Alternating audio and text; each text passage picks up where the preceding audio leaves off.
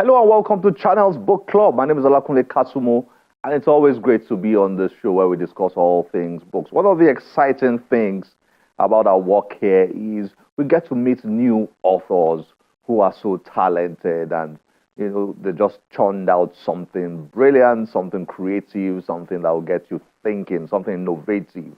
That's one of the joys of the work we do here at Channel's Book Club. So it's a pleasure to introduce to you a new author, Linda N. Masi. She's written a book titled Fine Dreams. We had the pleasure of hosting her on Channel's Book Club and exploring her work, her book, and all things related. Enjoy this.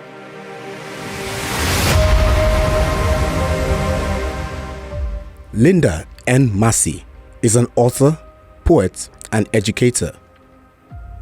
Masi is currently completing her PhD in English, Creative Writing Focus at Texas Tech University. Her debut novel, Fine Dreams, won the 2023 Juniper Prize for Fiction. She is the author of the children's adventure series, The Necklace of Relure, Kagame Chronicles Volume 1 and 2. Masi joins Channel's Book Club to discuss her book, Fine Dreams.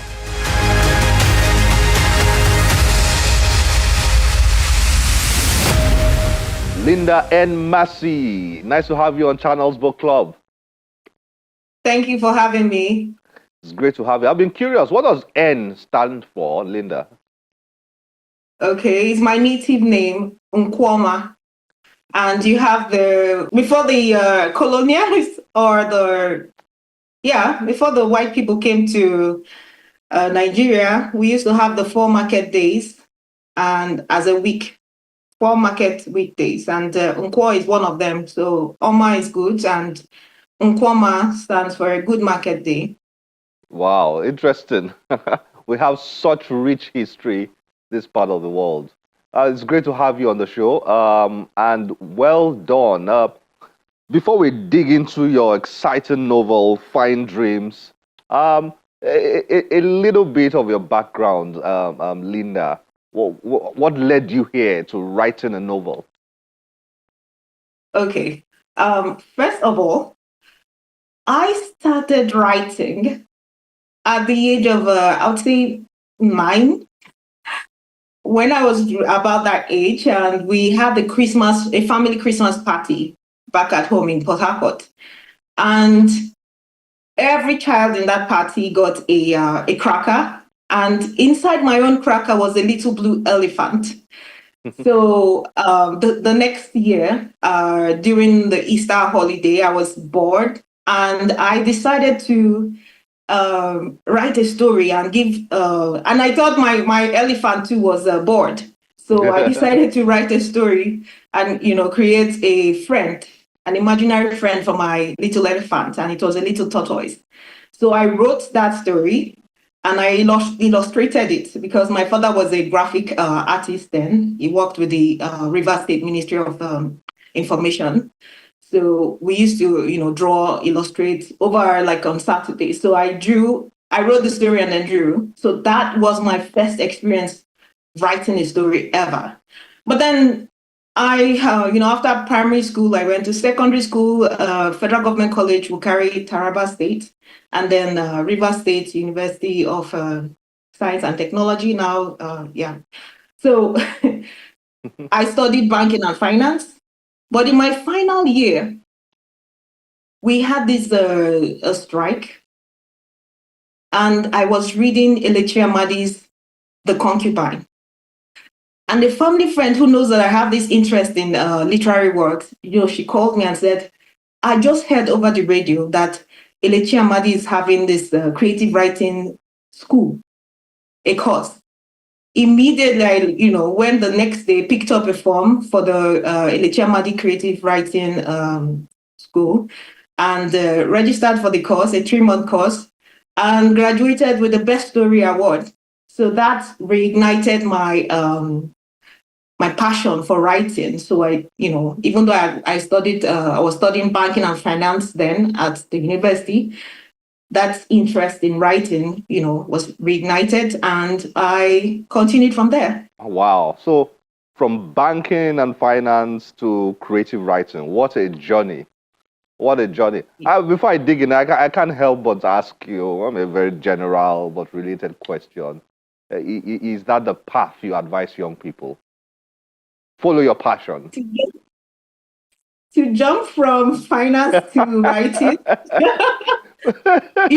everybody is cut out to be like a doctor or an engineer or a writer. I'll just say my best advice to anyone is just follow your passion. Follow your passion. You know why I actually did the job? Because there was the time, I think that was in 2008. I used to work in a waste management firm, like an industrial waste management firm. And I was the accountant then. After I'd graduated then, I was using my banking and finance degree. And, I always find myself writing stories like during break, during spare time. And then, I'm writing like really into this story. And then, someone would just come like, oh, Linda, you have to go to the bank right now. And then I have to stop writing. I was like, no, I think I really need to follow this passion. So I would say to anyone, just find for me, I think writing, my own writing, like for me is a calling and an assignment because I believe everyone should live a purposeful life. So the best thing is find out your purpose and find out the way you can express this purpose.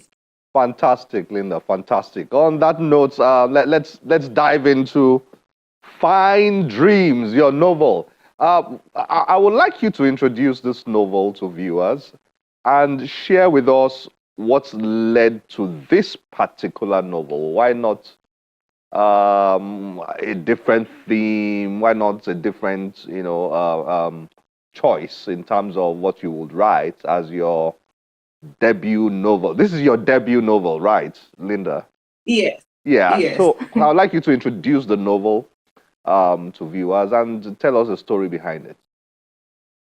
Okay, so Fine Dreams is a novel about four teenage schoolgirls in northeastern Nigeria who get abducted by terrorists and they are taken into camps and they have to find their way out.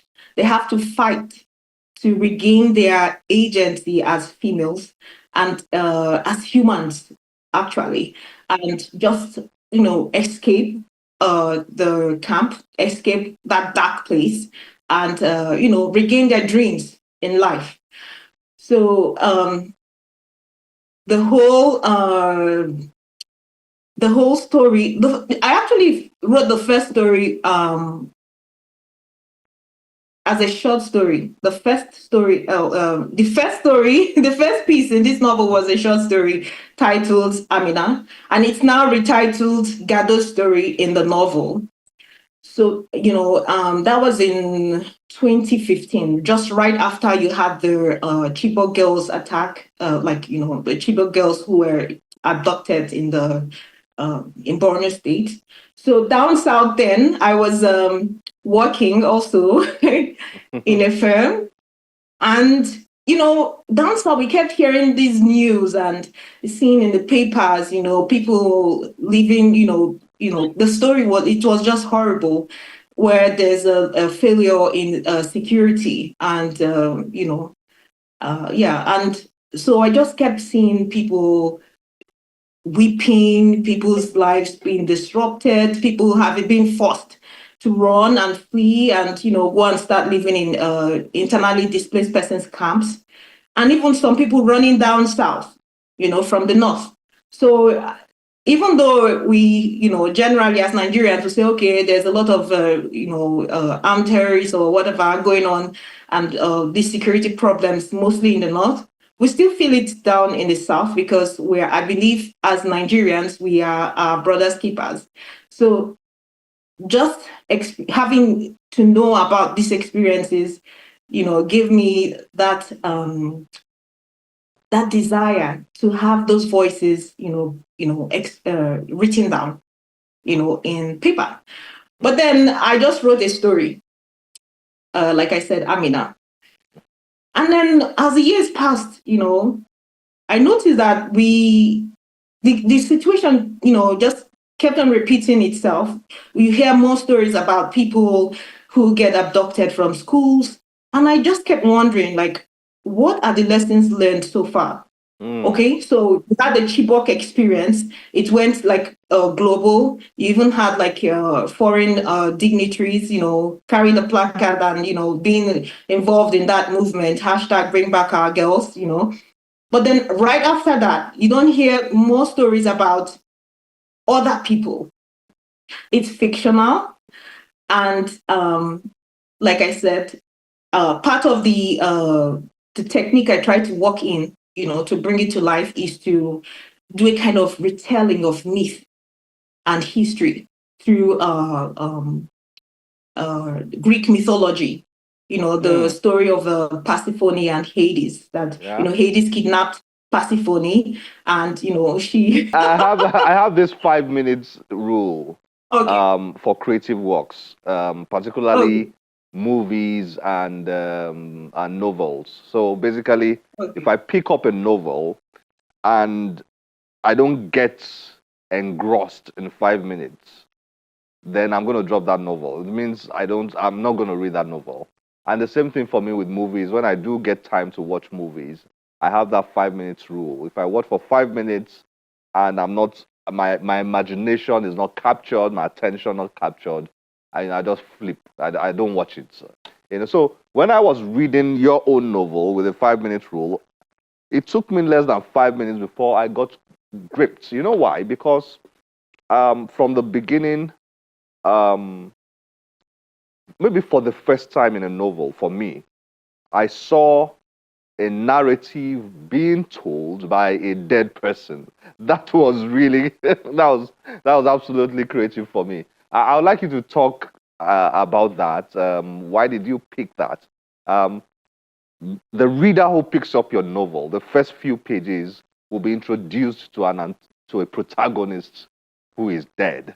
And that dead protagonist is telling the story, and this is for the viewers out there, is telling the story of her experience, what led to her death, and so on, and so on. So, Linda, I would like you to, as a form of providing teasers for the viewers, can you describe that and explain why you picked that method in your novel?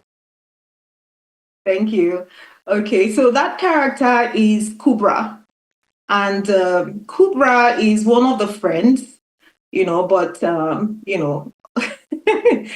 she passed, and the whole idea of using her voice in first person narrative and as a ghost character is because I observed part of the problem, in real society then, was that failure in surveillance. Like, I kept asking myself, why are these attacks, coming, just repeating themselves the same kind of way? Why can't they, install like CCTV cameras in specific places so you can find out who these people, are, and then trail them? Perhaps maybe when you're able to get one or two of them, you now follow as they say, follow the money. Like, are there interbank transfers? Are there phone calls, text messages? And then facial recognition through the CCTV cameras.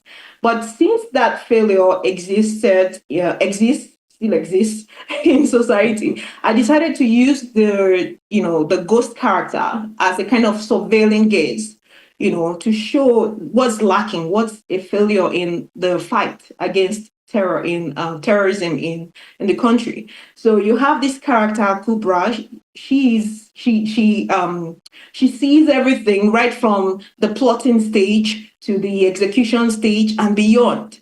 And I purposely made her not to be able to interrupt or fight or just do anything, like some normal ghost stories. You see the ghost having this kind of power to alter things in the physical world, but I refused to do that. I wanted a different kind of approach. So she has this surveilling gaze here, like almost like the CCTV camera, if it's properly installed and used, and then she sees all these things going on, but then she has her own goal, you know, her own desire, because that's one thing you have to do when you're building characters. Every character has to have a goal.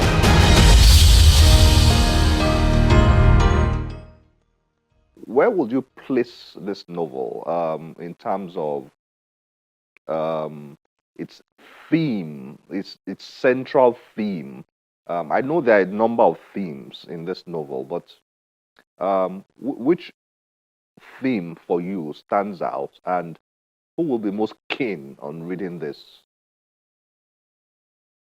Okay, for me, like you said, there are so many themes because each I don't want to tell the whole trick of how I wrote the story, you know. So it's a novel in stories, and you have every character has their own arc, you know, and then there's a theme, for each story and each character. But then the overriding thing is, how do they, the characters, overcome these dark, or like say, come out from these dark spaces and, deal with powerful men and, find their agency. So that's, to what extent do they let go of themselves and become maybe characters, or find like let's say traits that they never knew they had in them to really win or regain their dreams. And then the main idea is that women empowerment. So you have the girls all fighting for their dreams, and then finding this agency, and coming back to be who they really want to be. So when we have a situation like a war situation or crisis, attacks, like even this terrorist situation, women's bodies become sites of violence. So that's what I try to capture here, because different things have happened to these women and girls and people who have been, kidnapped or abducted, or, villages that have been attacked. So you have a whole lot of things happen where incidents like war, crises, attacks, even these terrorist attacks, women's bodies become sites of violence because they suffer most, women and children. So just as we've seen over the years, when you have these armed terrorist attack, the women suffer a lot. So they are the ones who are abducted. They are the ones who are, taken to these camps and forced to give up their dreams and their lives, and become wives to husbands that they never planned to have, even at young ages. So, and then a whole lot of other things that happen. So the whole idea is, how do they regain their agency? That's the main theme of Fine Dreams, coming out of that dark space, coming out of that dark place, coming out of that abuse and all of that, horrible experience. How do you come back? How do you come out of it? How do you regain your power, your agency to be who you want to be? So that's just the main goal. But then definitely when you read, you'll see different other themes, interwoven into the story. So where are you heading with this, Linda? This is your first. More to come? Same theme? Different themes? Are you going to try your hands on completely different storylines? What's ahead of you?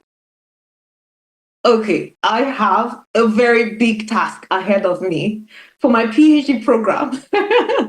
So the PhD program, I get to write like one novel, since it's a PhD in English, creative writing focus. So my dissertation is going to be a novel, and it's a historical fiction novel, but it's focused on a different theme. different, will I say, it's not about, the attacks in Nigeria, but it's focused on the Atlantic world. Like I said, it's historical fiction. So you see, I don't want to give so much away. You'll see things like slavery and all of that. So for that research, it's like the main plan for that work is a 4-book series, a quadrilogy. But for my PhD program, I'm just going to present the first book.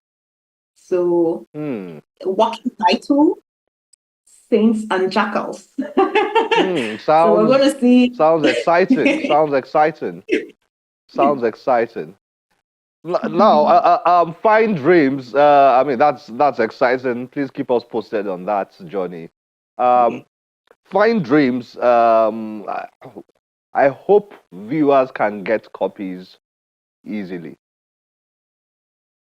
Yes. For now, you can find copies. There are many bookshops like Amazon, Barnes and Nobles, and barnesandnoble.com. And I would still find out from the publishers, the press, University of Massachusetts Press, on how people in my home country can get these copies of this work more easily, apart from, online, Fantastic. Thank you so much, Linda. It's been very nice speaking with you and exploring your debut novel, Fine Dreams. Thank you for joining us on Channels Book Club. Thank you. Thank you for having me. And we hope to have you again. And we hope to review your subsequent novels. Okay. Thank you. All right.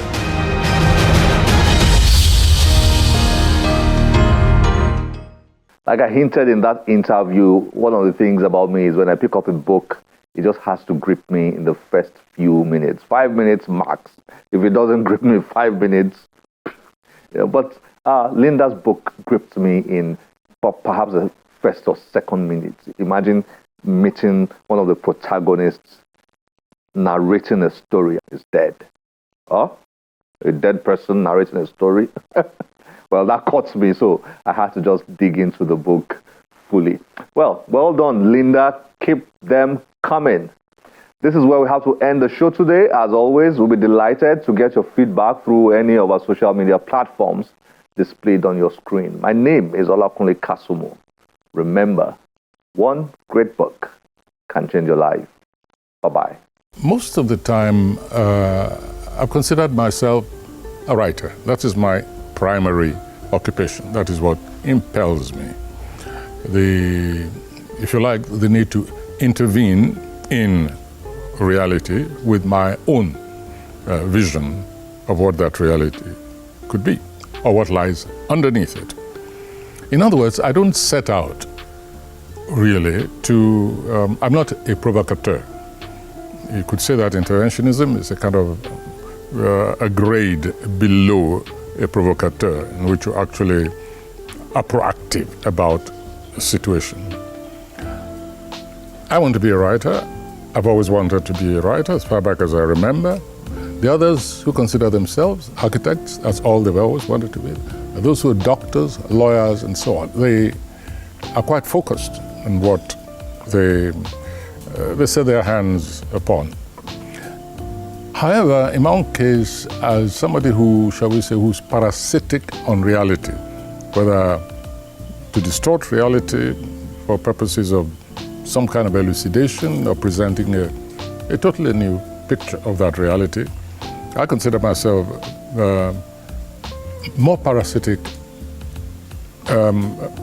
comprehensively than, let us say, an architect, a musician, a mason, as I said, a farmer. And the reason I call myself parasitic is that it's when reality becomes intolerable, when it does not leave me enough peace of mind to pursue what I would rather be doing every moment of my life. Writing, whether it's prose, whether it's drama, directing and play, whether it's poetry, whether it's even design, because I also consider myself a failed architect, if you like. So when the reality around me is such that I'm not at peace, then I intervene. I don't really set out. As I said, I'm not a provocateur. I don't set out.